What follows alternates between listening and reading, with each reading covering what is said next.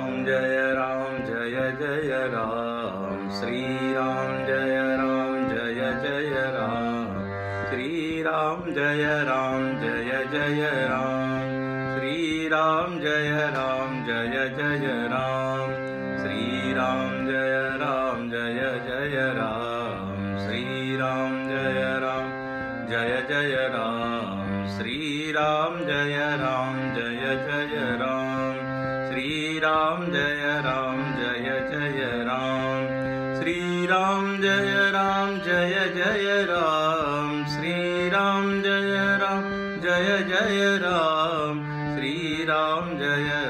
जय जय राम, श्री राम जय जय राम,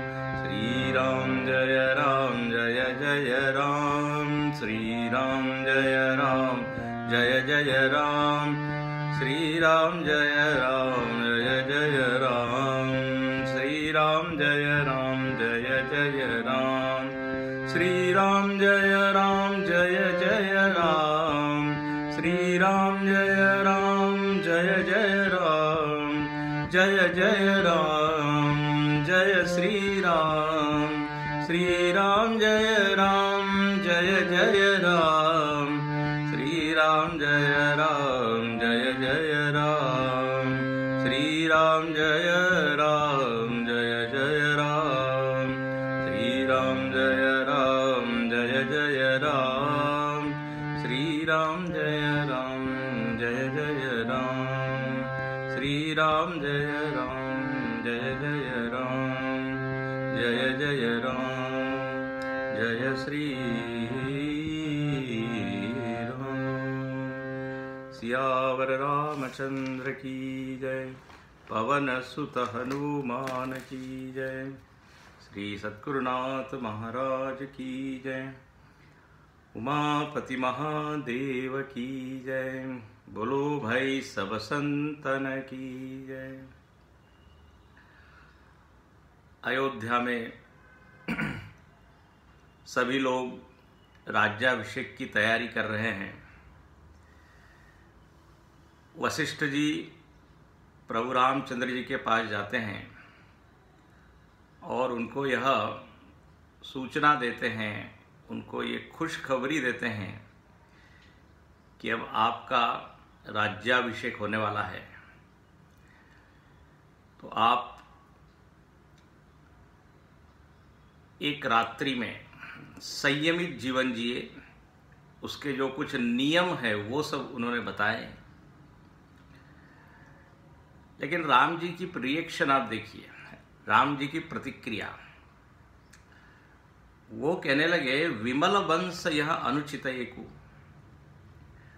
बोले ये वंश तो बहुत बढ़िया है, बहुत अच्छा है, रघुवंश। एक से एक बड़े यहाँ राजा हुए हैं, धार्मिक राजा हुए हैं, सदाचारी राजा हुए हैं, तो वंश तो बिल्कुल विमल है। लेकिन यहाँ पर एक परंपरा जो है वो थोड़ी सी गड़बड़ है। बिल्कुल यह शब्द लिखा है अनुचित, उचित नहीं है।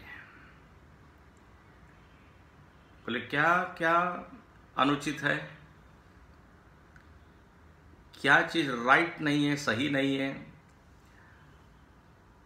तो बोले ये जो परंपरा है कि भाइयों में जो बड़ा भाई होगा उसी को राजा बनाया जाएगा, ये ठीक रही है, इसमें थोड़ा परिवर्तन होना चाहिए। आखिर एक ही राजा के पुत्र है तो किसी भी पुत्र को राज्यपद देना चाहिए। बंधु बिहाई बढ़े हो अभिषेक। कई बार ऐसा होता है, कुछ कुछ परंपराएं होती है, परंपराओं का लाभ भी है, परंपराओं का कुछ हानि भी है। वो व्यक्ति उस परंपरा का निर्वाह कैसे करता है इसके ऊपर सब कुछ है। अब देखिए, बड़ा भाई राज्य पद का अधिकारी है, बहुत ठीक। लेकिन एक महाभारत में आता है कि बड़ा पुत्र यदि विकलांग हो, अयोग्य हो, तो दूसरे भाई को बिठाना चाहिए। धृतराष्ट्र जो है वो बड़ा भाई था, लेकिन अंध था तो वो योग्य नहीं था। तो ऐसा भी होता है कि देखना पड़ता है कहाँ पे परिवर्तन करना चाहिए, करना पड़ेगा। हालांकि यहाँ ऐसी कोई बात नहीं है, यहाँ तो राम जी सकल गुण निधानम, सब दृष्टि से योग्य हैं और सभी लोग भी चाहते हैं। लेकिन ये भगवान का निर्मल हृदय है, स्वच्छ साफ हृदय है कि मुझको उस पद का कोई लोभ नहीं है, मेरी कोई नज़र नहीं है उसमें कि कब दशरथ जी रिज़ाइन करें, कब दशरथ जी कहे कि बस अब कल से तुम बन जाओ, बस मैं इस मौके के इंतजार में हूँ। ऐसा बिल्कुल नहीं था। और वो कहने लगे कि यह तुलसीदास जी बड़ी अच्छी टिप्पणी करते हैं कि प्रभु सप्रेम पछितान सुआई, हरऊ भगत मन के कुटिलाई। 10वें दोहे के ठीक ऊपर ये जो राम जी का स्टेटमेंट है कि ये परंपरा ठीक नहीं है, किसी को भी राजा बनाना चाहिए, तो ये वाक्य जो है ना, ये जिन लोगों के मन में कुटिलता है, जिन लोगों के मन में राम जी के प्रति गलत भाव है, बोले उसका ये हरण करेगा ये वाक्य, दिस स्टेटमेंट। मतलब ये कि कोई ऐसा ना सोचे कि राम जी की बहुत इच्छा थी इसलिए उन्होंने ऐसी कुछ योजना बना दी कि दशरथ जी के मन में ये संकल्प आया। राम जी को आप कटघरे में मत खड़ा कीजिए कि उनका कोई संकल्प था या कुछ था। तो बोले जो लोग कुटिल लोग हैं, जो गलत सोच रहे होंगे राम जी के बारे में, ये वाक्य सुन के उनकी कुटिलता का क्या होगा, हरण होगा। अब कहते हैं उसी समय लक्ष्मण जी भी वहाँ पर आए और वो भी बड़े प्रसन्न हैं। अब कहते हैं बाज ही बाज न विविध बधाने। अब वशिष्ठ जी की आज्ञा है तो भगवान ने कहा ठीक है, अयोध्या में बाकी जगह जैसा आदेश दिया गया था उसके अनुसार सजावट होने लगी और कितना वहाँ पे आनंद उत्साह है इसका कोई वर्णन किया नहीं जा सकता। ये 10वें दोहे के बाद में वर्णन है। बाज ही बाज ने विविध विधान। आनंद को हम एक्सप्रेस कैसे करते हैं, बैंड बाजे बजाते हैं, ताली बजाते हैं, नाचते हैं, गाते हैं, घर को सजाते हैं, नए कपड़े पहनते हैं, मिठाई बांटते हैं। ये आनंद को एक्सप्रेस करने का अभिव्यक्ति आनंद की इसी तरह से होती है।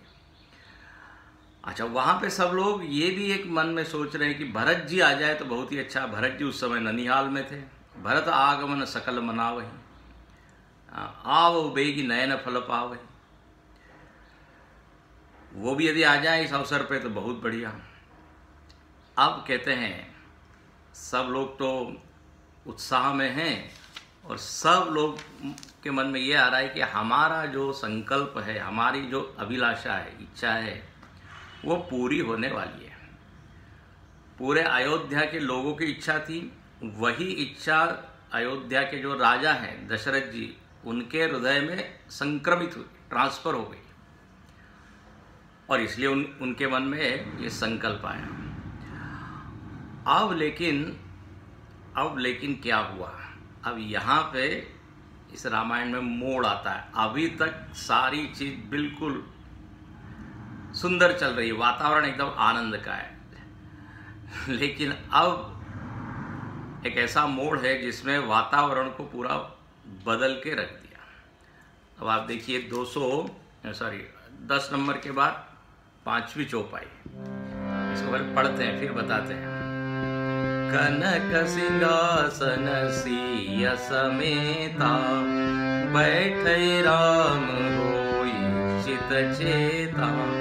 सकल कहई कब होई काली, विघन मनावही देव कुचाली। तिनहि सोहाइन अवध बधावा, चोरहि चंदिनी राति न भावा। शारद सुर करए, बारहि बार पायल परहि। विपति हमारी विलोकी बड़ी, मातु करिय सोई आजू। राम जाहि बन राज तजी, होई सकल सुर काज। सियावर रामचंद्र की जय, पवन सुत हनुमान की जय। उमापति महादेव की जय, बोलो भाई सब संतन की जय। कहते हैं इस तरह अयोध्या के लोगों के मन में अभिलाषा है, इच्छा है कि कब हम राम जी को इस सिंहासन पर देखेंगे, विराजमान हुए देखेंगे। सोने का सिंहासन, कनक सिंहासन सीय समेता। जब सीता जी समेत राम जी बैठेंगे तो बस पूरा ब्रह्मांड जो है वो आनंद से भर जाएगा, क्योंकि सभी लोगों की यही इच्छा है। अब लेकिन क्या हुआ, स्वर्ग में जो देवता लोग हैं उन्होंने देखा कि अब ये राम जी तो यहाँ पे राजा बनने वाले हैं। अब उन्होंने तुरंत एक इमरजेंसी मीटिंग बुलाई, सारे लोगों को है ना आपातकालीन मीटिंग बुलाई। बोले सब लोग आइए आइए, इंद्रदेव, चंद्रदेव, सूर्यदेव, वरुणदेव, सारे के सारे देव आ गए।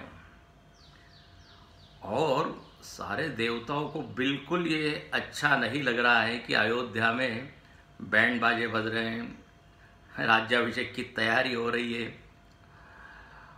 वो कहते हैं इसमें तो ये जो इनकी योजना है ये सफल नहीं होनी चाहिए।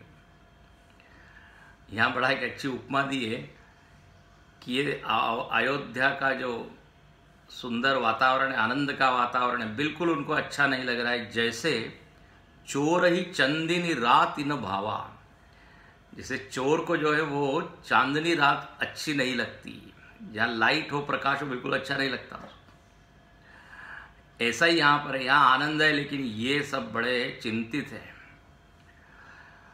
मीटिंग में ये इस बात की चर्चा होने लगी। इंद्र ने कहा हम क्यों इस मीटिंग को बुलाया है? बोले यदि राम जी यहीं पर राजा बन जाएंगे तो रावण को कौन मारेगा? और रावण के जितने सेवक लोग हैं, राक्षस लोग हैं, जिन लोगों ने हमारे सारे राज्य को जीत लिया है, हाँ, स्वर्ग पर आधिपत्य जमाया हुआ है, हम उनके नौकर के रूप में काम कर रहे हैं, सेवक के रूप में।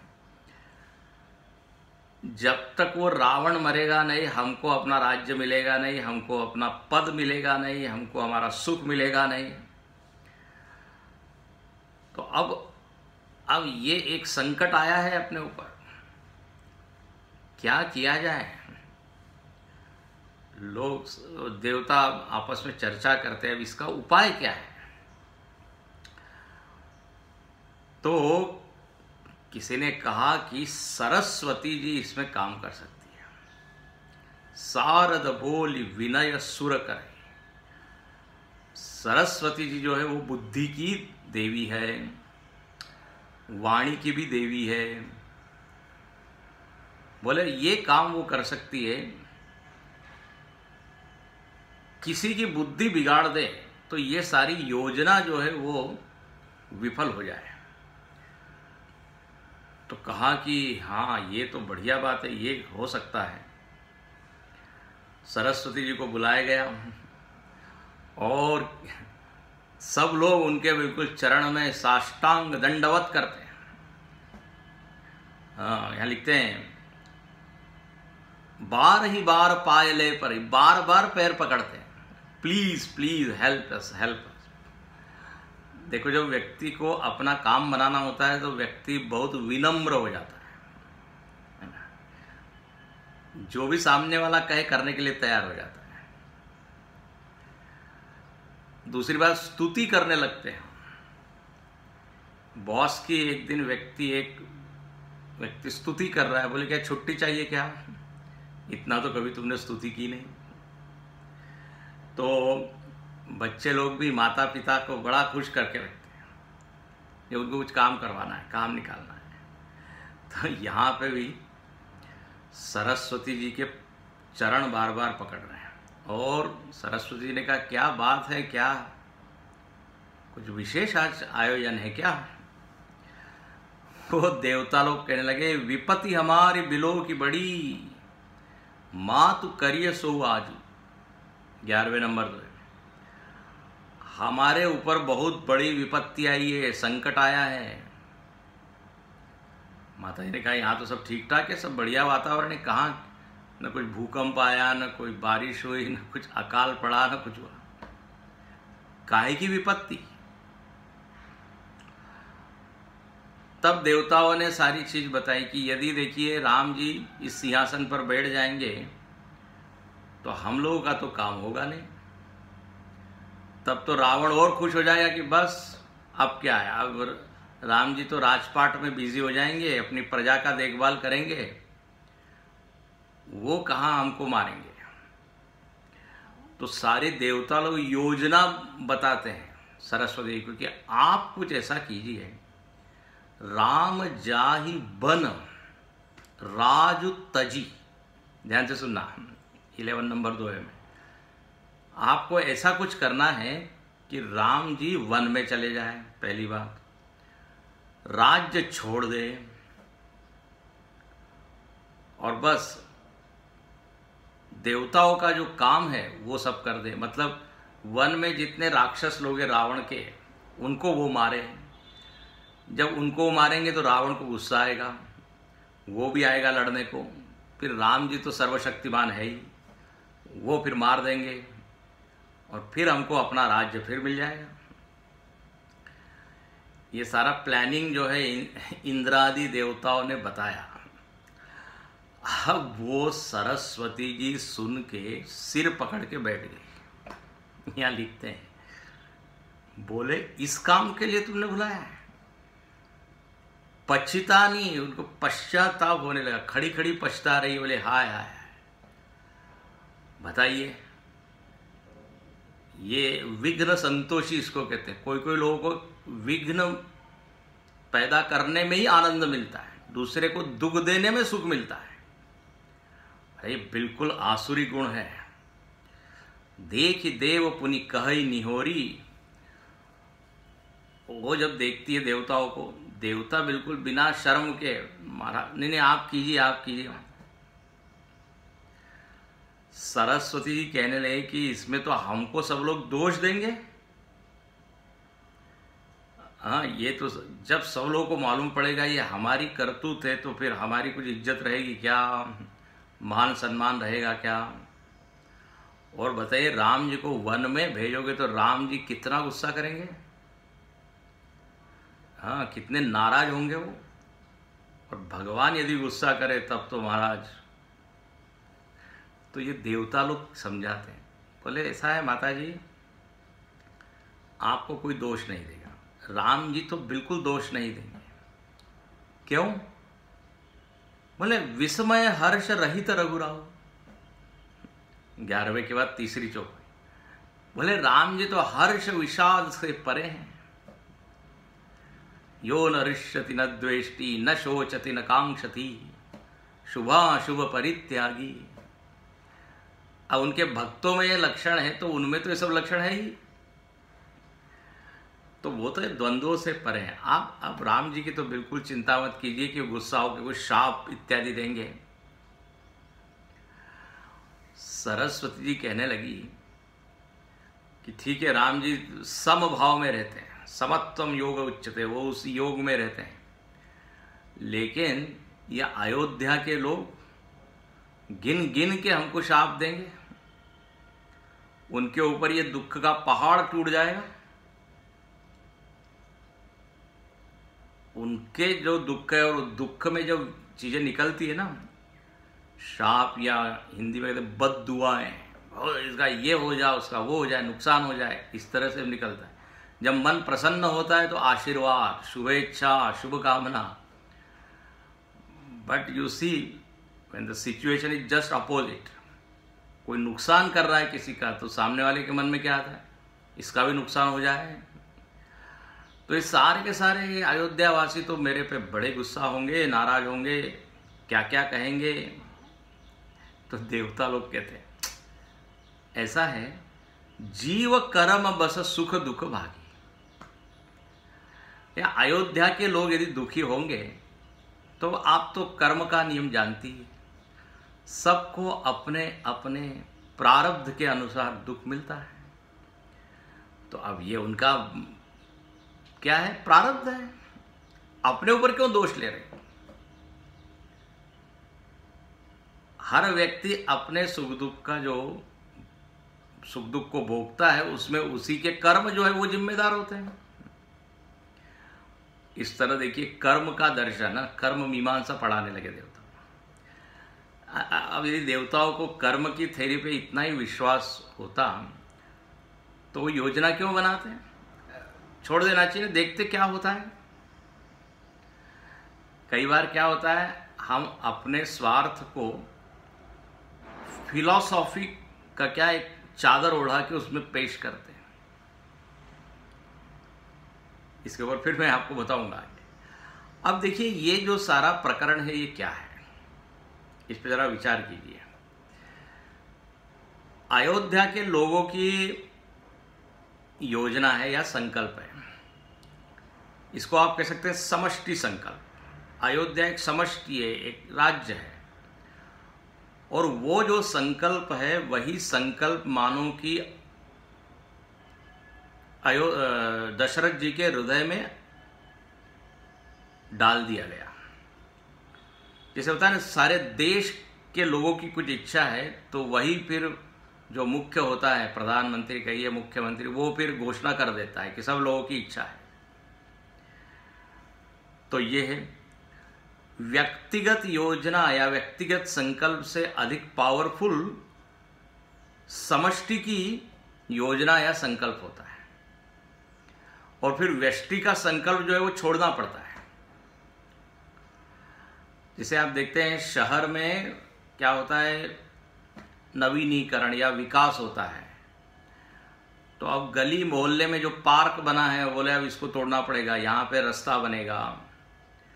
तो गली मोहल्ले के लोगों ने वो बनाया उनकी योजना से, लेकिन अब शहर की कुछ योजना है तो वो उसको क्या करेगी, नीचे वाली योजना को कैंसिल करेगी। उसमें मानना पड़ेगा शहर की योजना में गली का जो योजना है वो समाहित हो जाती है, या they have to give up. अच्छा, शहर को कुछ आप बना रहे हो और राज्य ने कोई मास्टर प्लान बनाया है स्टेट में, तो अब वो शहर वालों को बदलना पड़ता है। अब हाईवेज वगैरह बनते हैं तो देखिए कितनी कितनी बिल्डिंगें तोड़ी जाती है। हाँ, कोई बड़ी बड़ी इमारतें, मॉल्स वगैरह भी तोड़ दी जाते हैं, because higher plan is there. अच्छा, उसके भी ऊपर आप देखिए देश की यदि कोई योजना है तो राज्य ने कुछ योजना बनाई है, कुछ उनका संकल्प है, उनको वो छोड़ना पड़ता है। इस तरह जैसे जैसे हायर हायर आप जाते हैं, नीचे के संकल्प योजना या तो समाहित हो जाती है, उसी में उनका भला होता है, या फिर मन मार के उनको स्वीकार करना पड़ता है। ध्यान से सुनिएगा। तो ऐसे ही यहां पर अयोध्या के लोगों की इच्छा है, दशरथ जी की इच्छा है, लेकिन एक दैवी समष्टि है। ध्यान से सुनना, ये जो ब्रह्मांड है इसको कंट्रोल करने वाला एक कैबिनेट भी है, एक दैवी समष्टि है, जिस पर अपना कोई वश नहीं है, अपनी हम जानते भी नहीं है। इसलिए कई बार ऐसी घटनाएं घटती है, वी हैव नो क्लू कैसा ये हो रहा है, क्यों हो रहा है। फिर हम यही कहते हैं भगवान की इच्छा है, भगवान की योजना है। तो यहां पर एक दैवी समष्टि है, और उस योजना के अंतर्गत अभी तो राम जी का राज्याभिषेक होने वाला नहीं है। अब दैवी समष्टि इज मोर पावरफुल, हायर है, उनके पास शक्ति है, ताकत है। तो उस योजना के तहत यहां पर सरस्वती जी को क्या बना दिया गया, एक प्रतिनिधि बना दिया, निमित्त बना दिया। देखो जैसे भारत से अंग्रेज कब गए, जब सारे भारतीय लोगों में ये संकल्प दृढ़ हो गया कि अब हमको स्वतंत्र होना है। तो आप देखिए गांव गांव में आंदोलन होने लगे, विद्रोह होने लगे, विरोध होने लगे। समष्टि का संकल्प इतना पावरफुल हुआ कि हमको स्वतंत्रता मिली। परिवार में भी आप देखते, सब लोग, एक व्यक्ति की इच्छा कुछ होती है लेकिन सब लोगों की इच्छा उसके विरुद्ध है, तो फिर बेचारे उसको सबकी इच्छा को मानना पड़ता है। अब यहां पर भी ये सरस्वती जी को क्या है, मानना पड़ा। अच्छा, यहां पर जो लिखा कि जीव कर्म बस सुख दुख भागी, अयोध्या के लोगों को दुख होगा तो ये तो उनका प्रारब्ध है, ये ठीक है, लेकिन उस प्रारब्ध में निमित्त तो देवता बन रहे हैं ना। उनको दुख देने में निमित्त कौन बन रहे हैं, देवता। देखिए ऐसा है, प्रारब्ध तो पूरा होता है, प्रारब्ध के अनुसार मिलता है, लेकिन वो जो प्रारब्ध का फल मिलता है उसके लिए कोई ना कोई एक निमित्त होता है। किसी का मरण है ना, तो किसी के हाथ से वो क्या बन जाता है, वो एक निमित्त कारण बन जाता है। अब यहाँ पे आप देखेंगे बहुत सारे, किसी ने कहा देवता कारण है, किसी ने कहा सरस्वती जी, और आगे तो आने वाली है मंथरा, कई कितने सारे निमित्त। इन सबके कारण दुख हो रहा है किसको, अयोध्या के सारे लोग। अच्छा, अब यहाँ पे बड़ी योजना तो ये लोग बना रहे हैं और उसको दार्शनिक ये दे रहे हैं कि सब अपने अपने कर्म के कारण दुख भोगते हैं। ये इसको कई बार कहते हैं आसुरी वेदांत। रावण, हिरण्यकश्यपु, कंस, ये सब लोग भी वेदांत जानते थे।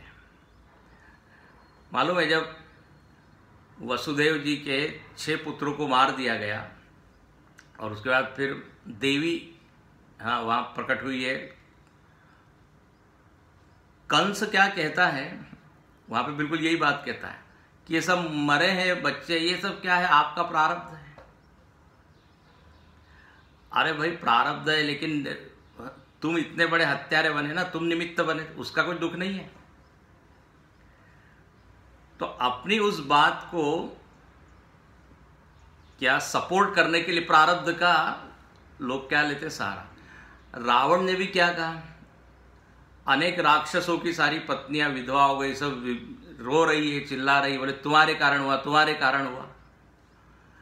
रावण कहता है सबका प्रारब्ध है, और वैसे भी आत्मा तो कभी मरती नहीं है, कौन मरता है कौन जीता है, वहां पूरा वेदांत का लेक्चर दिया है उसने। हिरण्यकश्यपु ने भी, वहां भागवत में आप देखिए पूरा वर्णन आता है, सबको बिठा के वो सुनाता है कि आत्मा किस तरह से अजन्मा है, मरण के परे है, इसलिए कोई आप रोइए नहीं। तो इसको क्या कहते हैं, दार्शनिक एक कवरिंग कर देना, अपने स्वार्थ को पूरा करने के लिए दर्शन का सपोर्ट नहीं। अच्छा, वो जो कह रहे हैं ठीक ही है, आत्मा अमर है, लेकिन वो सारे लोग मारे गए, उसका जिम्मेदार मैं हूं या उसमें मेरा भी कारण है, वो नहीं। तो इसी तरह कुछ यहां पर भी है, देवता लोगों का स्वार्थ उनको सिद्ध करना है, इसलिए वो कहते हैं कि आप अयोध्या के लोगों की चिंता मत कीजिए, उनके प्रारब्ध में जो, वो सरस्वती जी कहती है बट मैं निमित्त बन रही हूं, उसका क्या। बोले ठीक है, अब कुछ न कुछ तो सहन करना पड़ेगा। जब देवता लोगों ने इस तरह कहा तो यहाँ पे गोस्वामी जी एक बढ़िया टिप्पणी करते हैं, ऊंच निवास नीच करुतूती, 11वें के बाद छठी चौपाई। ये देवता लोग रहते तो ऊंचे हैं, हाँ उच्च लोक में, लेकिन इनका मन जो है बिल्कुल नीचा है। देख ही न सकई पराई विभूति, दूसरे का ऐश्वर्य, दूसरे की समृद्धि, विकास, उन्नति ये देख नहीं पाते, अपना ही देख रहे हैं। समाज में भी, व्यवहार में इस तरह की बात होती है कई बार। अब बेचारी वो कहने लगी, उन्होंने बहुत हाथ पैर जोड़े, नहीं आपको तो ये काम करना पड़ेगा। तो कहते हैं आग लिकाज बिचारी बहोरी, करी है ये चाह कुशल कवि मोरी। आगे का विचार करके सरस्वती जी ने भी सोचा कि ठीक है अभी तो इन सबको दुख होगा, लेकिन समष्टि का हित शायद इसी में है, इसलिए ठीक है मैं इसको स्वीकार करती हूँ। हाँ, अभी भले इनको दुख होगा, लेकिन इतने राक्षस लोग तो मारे जाएंगे, रावण मारा जाएगा। तो भविष्य का विचार करके सरस्वती जी वहाँ चलती है। हालांकि बड़ा ही कठिन काम है और कोई अच्छा काम तो है नहीं, वर्तमान में तो ठीक नहीं, भविष्य में जरूर इसका लाभ होने वाला है। अब ये है कि देखती है वो अयोध्या में कि किसकी बुद्धि जो है बिगड़ने के योग्य है। देखो, हु इज क्वालिफाइड, कौन योग्य है जिसकी बुद्धि में बिगाड़ सकती। तो देखा ये मंथरा है, और ये अयोध्या में पैदा नहीं हुई है। ये मंथरा जो है कैकेयी की दासी है, कैकेयी देश से आई है, कैकेयी से बड़ा प्रेम करती है। बोले अयोध्या में जो लोग पैदा हुए हैं उनकी बुद्धि तो विमल है, निर्मल है, उनकी बुद्धि तो मैं बिगाड़ नहीं सकती। जो कोई बाहर वाला होगा जिसने जन्म से राम को नहीं देखा है, बोले आई थिंक वो योग्य है। तो ये मंथरा को यहाँ बुलाया है, बुलाया मतलब यहाँ वो प्रवेश करती है। ये 12वां दोहा है। नाम मंथरा मंदमती, चेरी कैकेयी केरी। बोले एक मंथरा नाम की मंदमती है, कि मति मंद है, और कैकेयी की कौन है? चेरी। चेरी मतलब चेली, मतलब दासी। बस बोले अब इसी को मैं निमित्त बनाती हूँ। देखो, किसी की हत्या वगैरह करनी है तो जो एकदम कोमल हृदय का व्यक्ति है वो तो is not fit for that job. जो कठोर है बिल्कुल, जिसको हिंसा करने का अभ्यास है पहले से, उसको यदि निमित्त बनाया जाता है तो काम बन जाता है। हर व्यक्ति हर चीज के लिए योग्य नहीं होता ना। आपको यदि कुछ लिखना भी है पत्र, 4 आपके पास कलम है, तो उसमें से भी आप देखते हैं कौन सा पेन इस लेटर के लिए बढ़िया होगा, कौन सी स्याही, कौन सा paper. For small thing also you see who is what is the means fit चीज। और ऐसा जब हुआ है तो मंथरा को उन्होंने देखा कि ये बढ़िया है, बस उसकी मति उसने घुमा दी और चली गई वहां से। अजस पेटारी ताही करी, गई गिरा मति फेरी। गिरा मतलब ये सरस्वती जी, मति फेरी, मंथरा की मति जो है घुमा दी, और उसको क्या बना दिया? अपयश का निमित्त। सब लोग उसी को दोष देंगे। अजस की पिटारी बना दी उसको। अब देखो, ये मंथरा है, मंथरा, मंथर मतलब धीरे धीरे धीरे। ये मंथर गति से क्या करती है? कैकेयी का दिमाग घुमाती है। अंग्रेजी में उसको कहते हैं ब्रेन वॉश करना, और वेरी स्लोली, एकदम तो नहीं होता, क्यों अभी हम देखेंगे वो। और ये मंथरा में देखिए, हम कहते हैं ना हर व्यक्ति में राम है, बच्चा बच्चा राम है। मंथरा में भी राम है, लेकिन एक संत ने बहुत अच्छा कहा, राम तो इसमें भी है, मंथरा में, लेकिन उल्टा है। मंथरा, रा पीछे है, म आगे है ना, बढ़िया। मतलब ये राम जी के अपोजिट काम करेगी, जिसमें राम जी को थोड़ा दुख सहन करना पड़ेगा। लोग हैं मंथरा की तरह, राम के उल्टा, भगवान के उल्टा, धर्म के उल्टा काम करते हैं। तो बोले बस यही योग्य है, अब इसी को बनाया जाए कारण। और वो मंथरा 12वें दोहे के बाद देखिए, दीख मंथरा नगरु बनावा, मंजुल मंगल बाज बधावा, पूछे सी लोगन काहु छाहु, राम तिलक सुनि भाउर गाऊ, करई विचार कुबुद्धि कुजाति, होई काजु कवनी विधि राति, देखे लागे मधु कुटिल किराती, जिमि ग्रह लेऊ के भाती, भरत मातु पहि गई बिलखानी, कान मनि हसी कह हसी रानी, उतरु देन लेऊ सासु, नारी चरित करि ढारे आसु, हस कहि रान गालू बढ़ तोरे, दीन लखन सिक असमन मोरे, तबहु न बोल चेरी बड़ी पापिनी, छाड़े श्वास कारी जनु सापिनी, सबय रानी कहसी किना, कुशल राम मही पालू, लखनु भरतुर पुद मनु सुनी, भाकुबरी उर साबू। मंथरावा नगर में जाती है और देखती है यहाँ तो सब मंगल वातावरण है।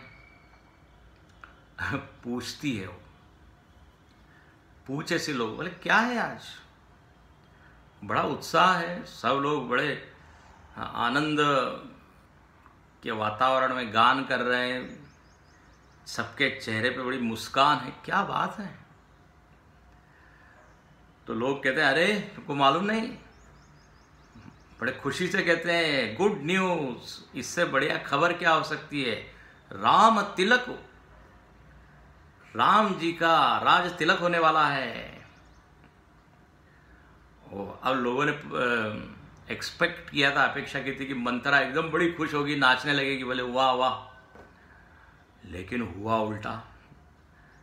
अब देखिए ना, मति तो उल्टी हो ही गई है। तो अब सामान्य व्यक्ति की जो मति है उससे उलट, आनंद तो हुआ नहीं, सुनी भाउर दाहू, उनका हृदय जल उठा, जलने लगा,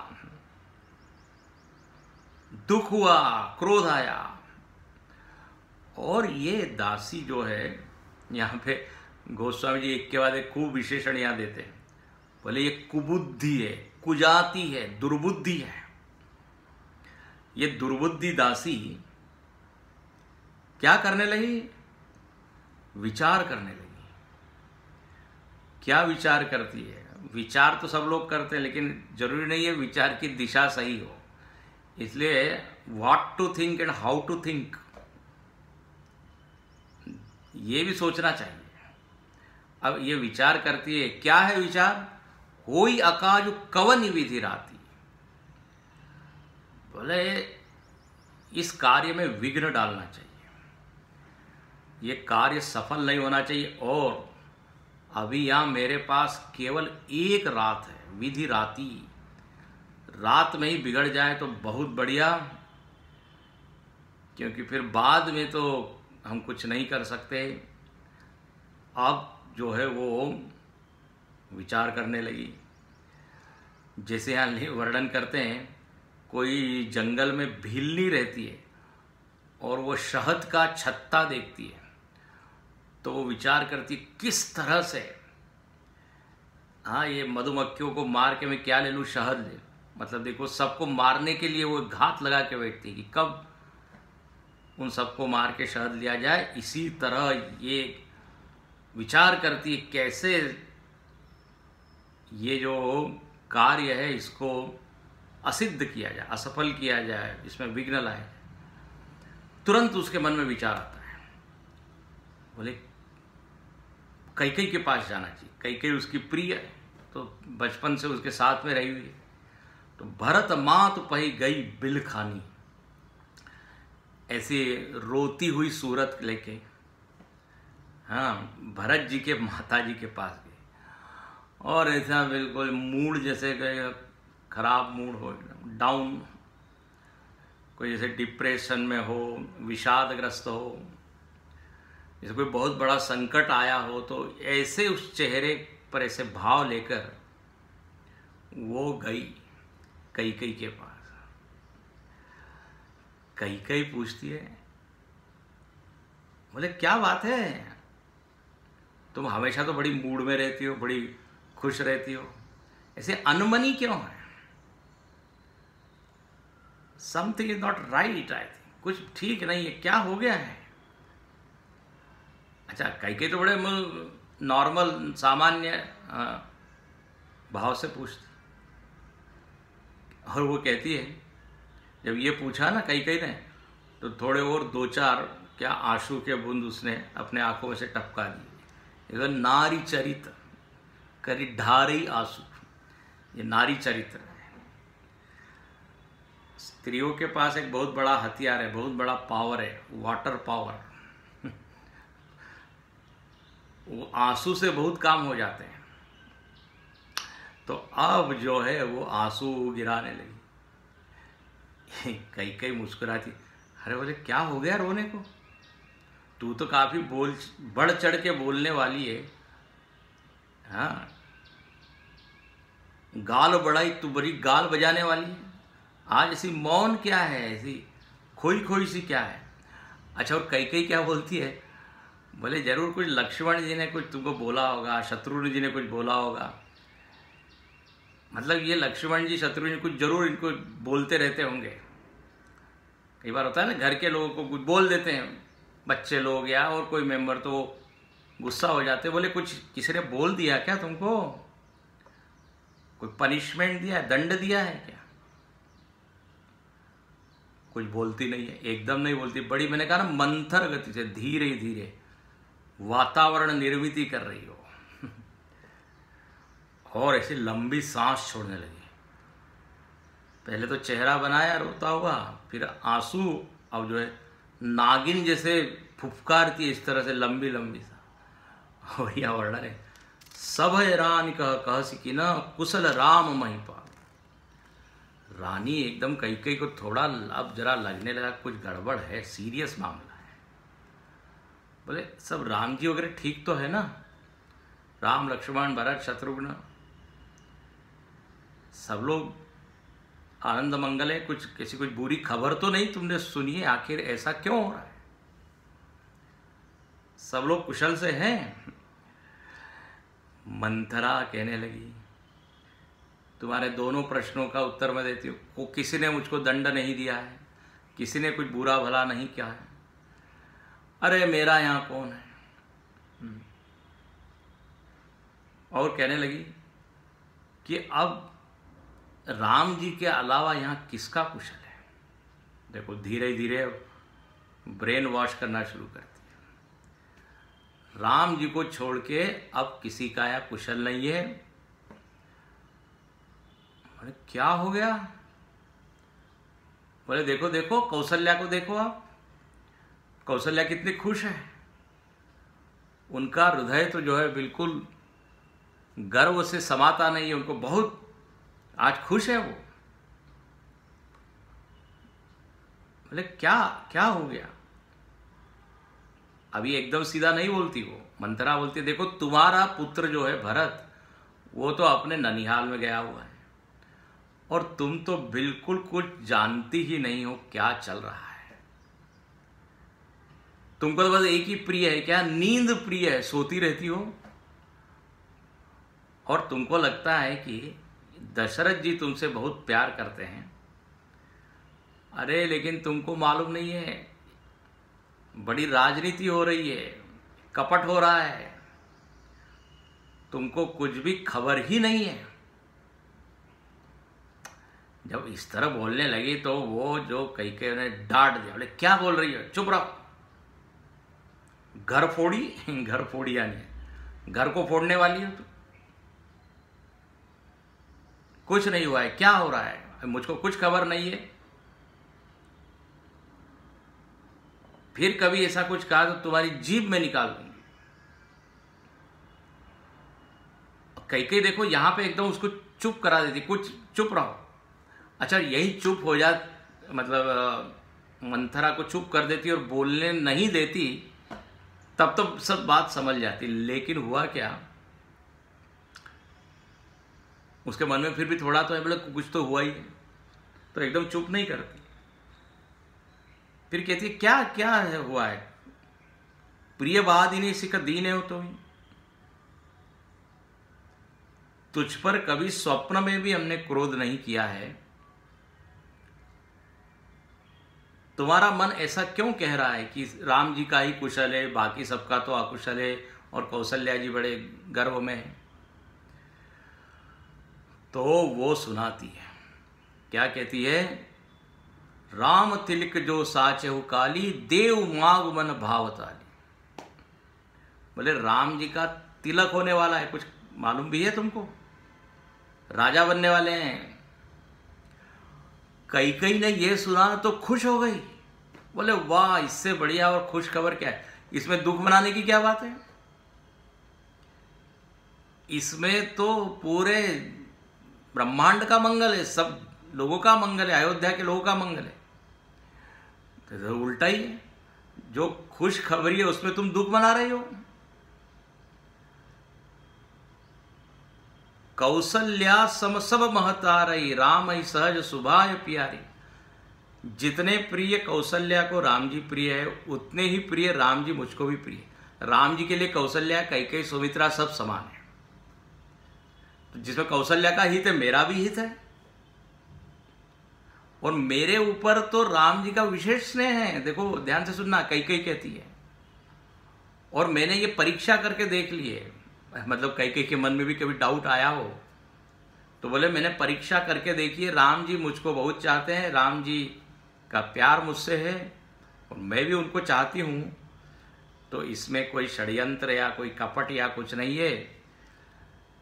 यदि मुझको विधाता कृपा करके फिर जन्म दे तो राम जी जैसा पुत्र मुझको, मैं तो ये चाहती हूं, मुझे प्राण ते अधिक राम प्रिय मोरे। इस तरह से कैकेयी ने मंथरा को बोला। मंथरा ने जरा, अरे ये तो बात गड़बड़ी हो रही, उल्टा हो रहा है, हम तो सोचे थे कि कैकेयी एकदम नाराज हो जाएगी। लेकिन मंथरा ने अभी प्रयास करना छोड़ा नहीं, बोले अभी थोड़ा और करना पड़ेगा। हाँ, और वो भरत जी की, कैकेयी कहती है तुम भरत जी की सौगंध खाओ और सच सच मुझको कहो, भरत शपथ तो ही सत्य कहूं, परिहरि कपट दुराम, हर्ष समय विस्मय करसी, कारण मोहि सुना। कैकेयी कहती है तुम भरत जी की सौगंध है तुम्हें, छल कपट छोड़ के तुम सच बताओ कि इतना हर्ष का समय है, इसमें इतना विषाद करने की क्या है। हाँ, इसमें दुख की कोई बात ही नहीं है, ये तो बहुत अच्छी बात है। अब जब ये बात कही तो मंथरा आगे सुनाती है, क्या कहती है, एक ही बार आस सब पूजी, अब कछु कहब जीव करि दूजी, फोरे जोग कपारु अभागा, भले कहत दुख रेउ लागा, कही झूठी पूरी बात बनाई, ते प्रिय तुम ही करऊ मैं माई, हमहु कहवे अब ठकुर सुहाती, नाही तमोन रहब दिन राती, करी कुरूप विधि परवस कीना, बवा सोलूनी लहिय जो दीना, कौन रूप हो हमहि कहानी, चेरी छाड़ी अब होब की रानी। वो कहने लगी, बोले अब ठीक है, आपको कुछ कपट छल नहीं दिख रहा है, षड्यंत्र नहीं दिख रहा है, अब मैं कुछ ज़्यादा बोलती नहीं हूँ, मैं कुछ बोलूँगी तो आपको कड़वी लगेगी, अब मैं तो मौन ही रहूँगी, अब कुछ बोलती नहीं हूँ। विधाता ने मुझको कुरूप बनाया है, परवश कर दिया है, अब जैसा मेरा प्रारब्ध है मैं भोगूंगी, और अब कोई भी राजा हो हमको क्या है, कौन रूप हो हमहि का हानि, ये बड़ी प्रसिद्ध चौपाई है। जब इलेक्शन होता है ना, चुनाव होता है, तो कुछ लोग ऐसे होते हैं उदास, अरे कोई भी किसी की भी गवर्नमेंट है, हमको क्या, हमको तो वही झोपड़ी में रहना है। तो बिल्कुल ये पंक्ति लोग कोट करते हैं, कौन रूप हो हमहु का हानि, अरे हम तो चेले हैं, हम सेवक है, हम कोई रानी थोड़ी बनेंगे। अब ठीक है, भरत बन जाए, राम बन जाए, क्या है, तुमको तो कुछ फर्क नहीं पड़ रहा है, तुमको उसमें कुछ नहीं लग रहा है, तो हमको क्या है, हमको तो हमारा तो वही सेवा का ही काम है। इस तरह से वो जो है धीरे धीरे बात बनाने लगी। और अब हम आगे देखेंगे, गूढ़ कपट प्रिय वचनति, मंथरा ने अपने वाणी में कपट घोला है, थोड़ा भविष्य का भय दिखाया कई को, अगले इसमें देखेंगे आप, और एक काल्पनिक भय, इमेजिनरी फियर। अब उसको जब सुना है तो कई का मन भी बदल गया, इसलिए कहते हैं दुस्संग सर्वथैव त्याज्य, किसके साथ हम हैं, हाँ ये देखने की बहुत जरूरत है। कई के मन में देखो फर्स्ट रिएक्शन क्या थी, राम जी यदि राजा बन रहे बहुत बढ़िया, लेकिन मंथरा की बात सुन के उनके मन में भी मलिनता आ गई। अब वो देखेंगे कल नहीं, अगले बुधवार को। आज हम यही रुकते हैं। हरि ओम पूर्णमद पूर्णमिदं पूर्णात् पूर्णमुदच्यते पूर्णस्य पूर्णमादाय पूर्णमेवावशिष्यते। ओम शांति शांति शांति। हरि ओम। श्री गुरुभ्यो नमः। हरि ओम।